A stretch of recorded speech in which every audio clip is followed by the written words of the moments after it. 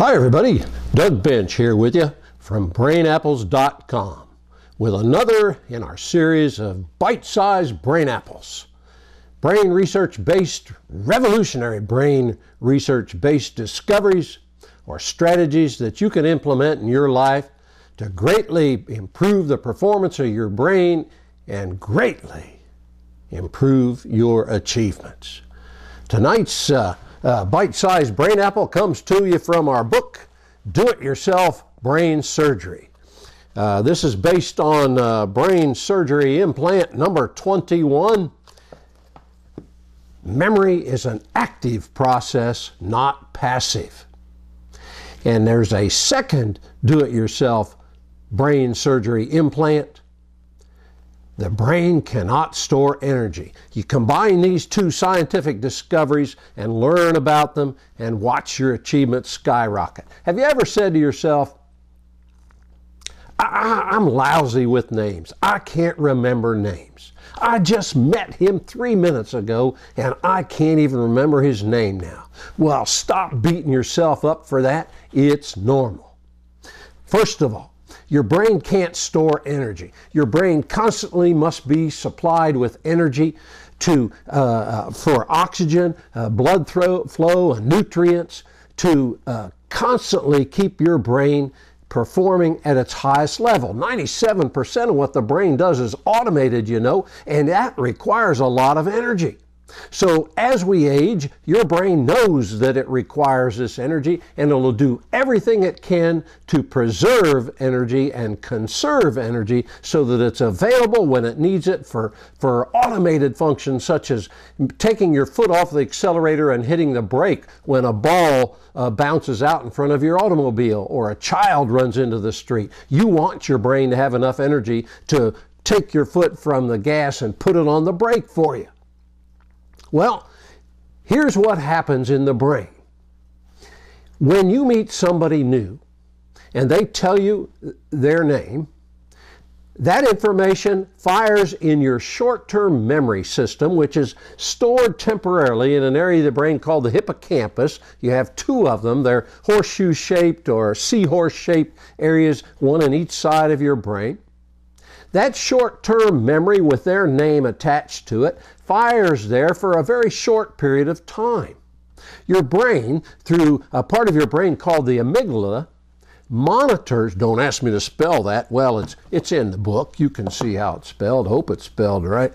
But your amygdala, like it had a stopwatch on its wrist, watches how long something fires in short-term memory. If it fires too long before you send it to long-term memory, your amygdala will order those neurons to stop firing. And when that happens, we call that forgetting. Guess how long your amygdala lets something fire in short-term memory before it shuts it down? Anywhere from 7 seconds on the short end to about 12 minutes on the long end. That's not a lot of time. And here comes the scary part that you need to learn about. The average is about 40 to 45 seconds. Let's say 43 seconds to be precise, give or take. That means when you meet somebody new, hi, I'm Doug Bench, and you are? Noel, nice to meet you. Now, I've got the name Noel firing in my hippocampus. My amygdala is monitoring how long it will let it fire if I don't send it to long-term memory. And in about 43 seconds, I'm going to be conversing with Noel, or somebody else may come up and talk to us. And you know what? After about 43 seconds, I'm going to go, oh, crap. I just met him and I can't even remember his name. I'm so stupid, or I'm getting older. Worse yet, I'm getting Alzheimer's. No. What's happened in about 43 seconds, my amygdala will shut that down if I don't send it to long-term memory. This is vital information for you for a couple of reasons. Number one, memory is an active process. You've got to take action. When you learn someone's name, or you have a good idea, or some information comes into your brain, it goes into your hippocampus, short-term memory system, and if you don't send it from there to long-term memory, your amygdala is going to shut it down. You're going to forget it. How many of you have woken up in the middle of the night with a good idea to help you solve a problem you may be facing at work or in your business? Well, if you don't get that idea into long-term memory, bam, in about 43 seconds, it's gone and you won't remember it in the morning. Or you won't remember Noel's name 45 seconds after you just met him. There's a way around that. Send it to long-term memory before you get to that 45 seconds. Now, we'll talk to you in another Brain Apple how you can use your brain to send things to long-term memory by repetition or associating that name with something already in long-term memory. But one of the most effective ways, and of course you can't do this when you meet somebody, to put something into long-term memory is to put it into artificial long-term memory. Get yourself a digital voice recorder. Take some notes when these ideas come to you, especially if they're money-making ideas. You know, the scientists say that the average person's brain gets 2 to 4 ideas every year that could make them wealthy.